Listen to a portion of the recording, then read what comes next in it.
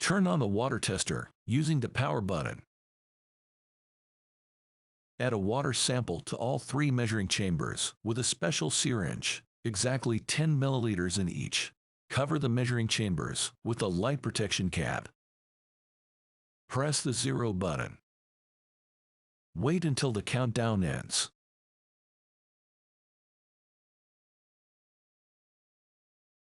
Press the T2 button to go to the menu. Use the up and down buttons to select the desired parameter.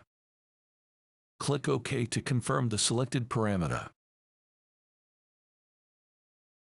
Squeeze the tablet of potassium directly into the chamber, in this case, into the chamber number 2. Don't touch the tablet with your hands. Using the special stirring stick, crush and stir the tablet until it is completely dissolved. Cover the measuring chamber with a light protection cap.